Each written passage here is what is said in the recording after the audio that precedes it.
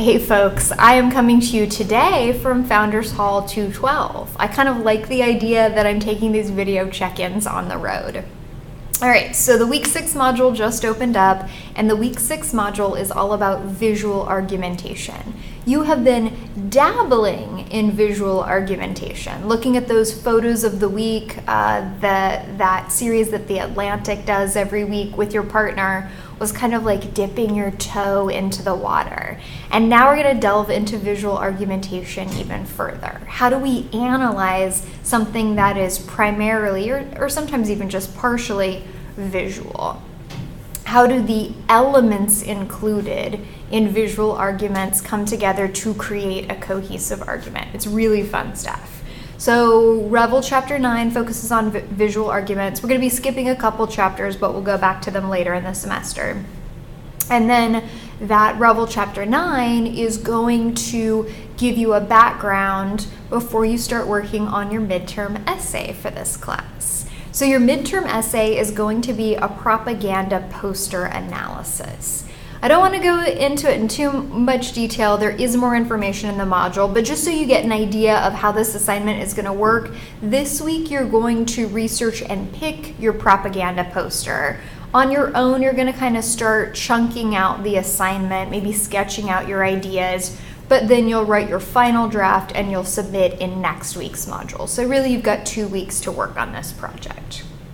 In the past, for the propaganda poster assignment, I've kept that limited to the 20th century.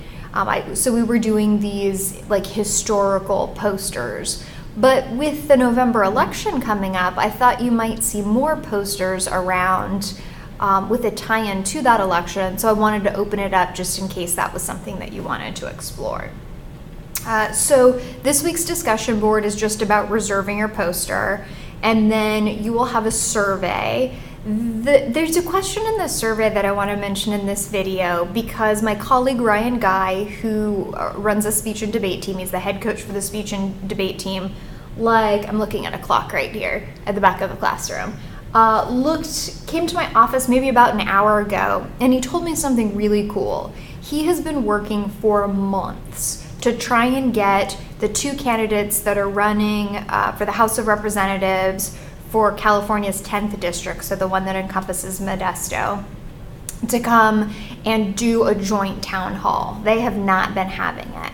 So what it looks like is that it looks like he's going to be able to get both candidates, so that's Josh Harder and Jeff Denham, to come and do their own separate town halls. Josh Harder has agreed to come for a town hall on West Campus in the Mary Stuart Rogers building on October 8th, which I believe is a Monday, from 6 to 7:30 p.m. And a town hall means he is taking questions from the audience.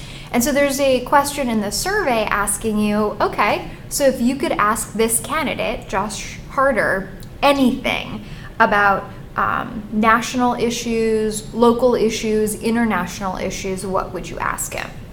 This is not just an exercise. You actually can come to this town hall, and Ryan Guy said that the actual questions they're going to be using are from argumentation and poli-sci students. So if you want your question asked, put it in there, and then I can submit it and see if it's one of the ones that will actually be asked at the town hall. How exciting, right? How exciting.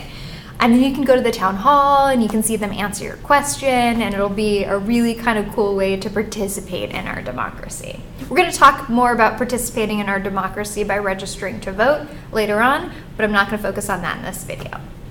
And then the final thing that you need to know about this week, I gave you a heads up about this a while ago, but just a reminder, Speech Night is October 2nd, so that's this coming Tuesday, and that's that live speech event that members of the MJC speech and debate team will be performing their competitive speeches for you.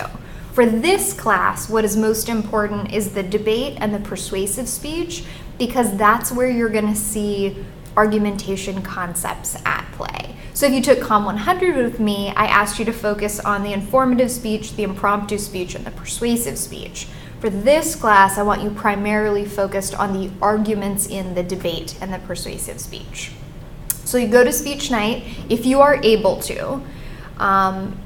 either the 4 o'clock session or the 7 o'clock session on October 2nd. And then in the next module, which is the week 7 module, I'll put the assignment where you can reflect on that experience. But if you do go to the live event, make sure that you remember to save your ticket, because that's how you show me that you went to the live event.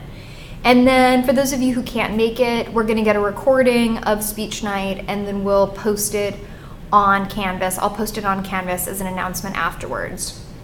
Some semesters, we get that video the very next day. Other semesters, it's like a week and a half, sometimes even 2 weeks. So I'm gonna be really patient and flexible with the deadline for this assignment, because, you know, we can't assess speech night until we get that video.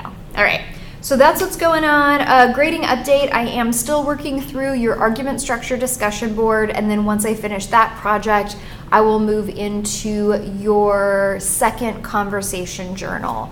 It's a really busy grading time, both in our class and then in my Com 100 class, so I thoroughly appreciate your patience as I work through your assignments and give the work that you presented the thoughtful attention it deserves. All right, have a great week 6. I look forward to looking in your shared writing activity and looking on your discussion boards to see what you're coming up with in argumentation this week. All right, I'm gonna go back to my office now.